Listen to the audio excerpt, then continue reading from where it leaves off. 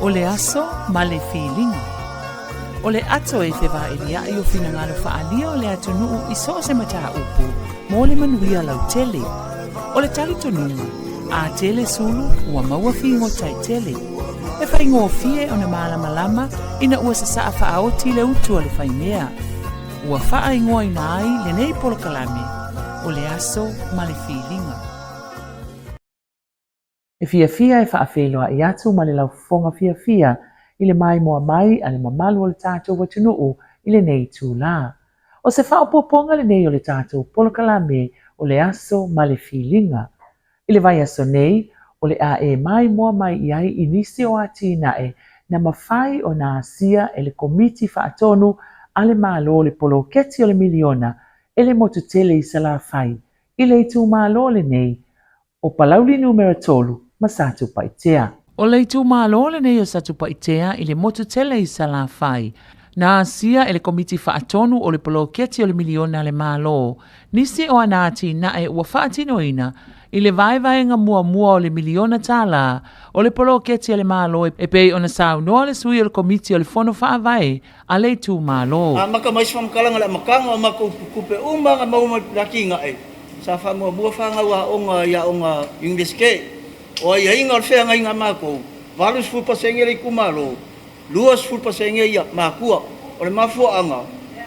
Inga ia la ngonga ka mai kikil whaakau a inga le vangoa. O ngā lai mangaku o la ia isi nga selengi o le afu makua. Awa aku i ele kupe pe ele piri. Ia nga ese lole me aluka mai kikil whai awa laua i ele mangaku. Ele o se kupe a se ainga. O le me maua fua pe o ngai anganga i nga mafuai. Fa solo mai a makua o nga preschool. E wha preschool sa makua kumalo. O ia il wha soa. Ko mikia ki ngā il kulanga so i fua malolo inga i wha mai pisi, wha mai le pisi. No fa mai fie pisi o ia le fa soa o kulanga ile so i forma lo inga i me ka fale komiki i o ia le fa soa i kumaro le penga ia le maoka le o ko a film ia ele ile vanga fa fo le vanga o nga fa umusama fa fale ia o lo ia forma ko kinga ele vai pe isa ave fa mafa ia wa usila fia le yale o le vai ia pe o le sila fa moe ngor so i forma lo inga e inga ia saka ua o ia le vai se kaimi mua ia o ngol ki ngai e ia foi mako ua faka ngo le o le mako i kumalo le vai mako ele i lalo le vai le malo mako e kuko akasi mako vai e ia yo nga afianga pa kafe ro longa e saule vai mayuka palasi faka ua yo baua foi la so songi le ki ngai o kipi ese ile vai kafe ave ile sipiku ai fa saule vai ia wale so i fua malolo inga o le kumalo e kau mafa umai le vai. I pitonu utai o le tasi lea wati na e na asia o le whale langa a le komiti o tina. Lea olo o la langa i nai le i Samoa. Mai na tā ua ai le sui o le komiti. E tu sa ma le tolu wafe lua se lau. Lea olo o whaata wina ai le tosi lua. Tolu wafe lua se lau. Lea le tosi lua. Le whatawa e mātou le tosi lua alu se ana e ono afe. I le tu malo Palauli numero 3 o le tasi leo i tu malo na asia fo i le asia singa le komiti o le miliona le malo. O le seleni o le vaevaenga o le miliona mua le tu malo. Ua whaau ngā e le afio anga o vailoa i Palauli e whaatau ina ai no foa malaulau. Whaatasi ai ma le tōninga a le aula kapia le afio anga. Kulanga ya wa foi ka longa wale wa fafu me se foi o kongo la tungu paula maka ukalo anga le leile kua lo ko kumle mai ya wale malo o maula ko fa mai ya ile anga le leile mana lo fa le kua ya ave ile mo lu mangai mai ya sanga fa manguia le kua walo ko kumle mai fai makai kai le malo o wase lu mangai manguia mo ngei makayao. O le computer lab ma le tōninga le aula kapita i to afitu a le a onga tūlanga lua ale tu malo Palauli tolu o vaenga ia na talo sanga i aile a onga lea na whaonga i aile seleni mai le vaenga o le ulua i miliona le tu malo e pe ona saunoa i aile susunga i lea li pule.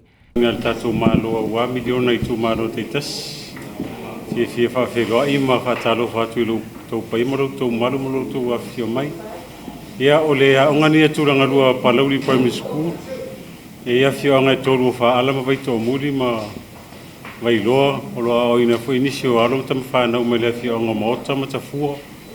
O le sosoani lea le fono wha vai le tu malo Palauli numero 3. E no so sisile le computer lab le tu ina atu. Ia fia i wha totonga uma tonu ina tau ele tise. Ia o ea marulu. Ia wha tasi e ma no fua ma kesi. Ia o laptops mai si mea. Ia o mea sa mo me sosoani anisi o alo tam whanau nei tu malo. Ia wha tasi e ma le toninga lea. Ia sa matu tāru sanga iai. Ia leanga o le tu malo ni o le o no foi pu e lua o tamu sanga ale under 14 o le tamu sanga te to fitu o le tanga luenga wa onga tūranga lua. Ia ma le ipu o tamu sanga suma lima a onga tūranga lua o mai Samoa. Le ala le na tari e matu tāru sanga. Ia leanga o lo feurolo foi tameto nei tu malo e ale tālonga. Ia o le lona lua leo matu computer lab. O le lab leo lo whaongaina mo basic skills fo ie. Ia o itamiti o avaenga o laptop, o avaenga o computers, whawhena type, whawhena whaide whaila. Ia o le lesi poture i te latu i. O lo whaongaina le vaenga fo ilea le uso ia tongi salama le vaenga Blue Wave. Ia e whaongai lunga online mo nisi o mo alum whanau. Ia o nisi o tamu whainga o lo tamu whai ei. Ia ona o le neivai tau o swinga o le o langa wai ei. Ia ua tele al whaate konolosi mea uma. A se sosoani fo ina ia o atu whanau lunga polisi. Ia o eisina tapenanga pe uti-utia. Ia o eisina tapenanga mo alu whanau sosoani fo ila uwhainga luenga i lunga i polisi manisi o aonga o le awa tue lunga mo le lumana. Mo le tuelenga whaftai telefiona li whai pule. Ma le komiti whawhau le fono whawhau le tuma lo Palauli numero 3.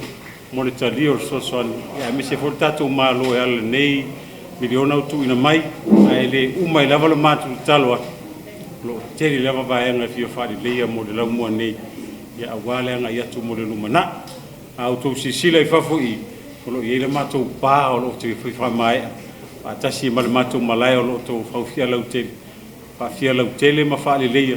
Ia awale lava halum whana o le tu malo. Na whaai ula asia singa le komiti ale malo. I totono le tu malo Palauli numero 3 i le whaailo ai leo le anganga whaafitai o le whaolulunga o le ofisa o le fono whaavae. E tusa o ati na e ua mawhai o na whaatino le tu malo o na o le seleni o le ploketi o le miliona na whaamatu uatu e lo tato malo. Ma le alu ilunga o le mātou tu malo. Ia paulava le anganga mo le atu ai le whaafitai tele lava i le awhionga fo i le minista. Ai le ngata i lepo o le sunga fo i tai fono ma le mamalo minsta ma le komiti o le miliona whaafitai tele lava i le malo ona o le whaasoa ia wa umi fo i ia au o le au whai whaatoanga ma le mātou tu malo nei ia ona o le tau o le nei polo geti pe ona tu ina mai si o mātou tu malo ai le ngata i lea ia o Samoa atoa ia whaapau ai iso mātou leo whaafitai tele lava mo le avanoa. Le tātou polo kalame le nā o le ASO ma le FILIGA i le nei vai ASO. Awane i ngalo, tuli tatau mai le isi o na whaapoponga i le vai ASO fōu. Ai mo le taimi nei, ia whaasoifua ia. O le ASO ma le FILIGA. O le ato e te va e lia i o fina ngalo whaalia o le atunuu i so se mata upu, mo le manuia lau tele. O le tali tonunga, a tele sulu ua maua fingo tai tele. E whai ngō fie o na malama ina ua sa saa wha ti le utu o le whai mea. Ua wha ingoa ina ai le nei polo kalame, o le ASO ma le FILIGA.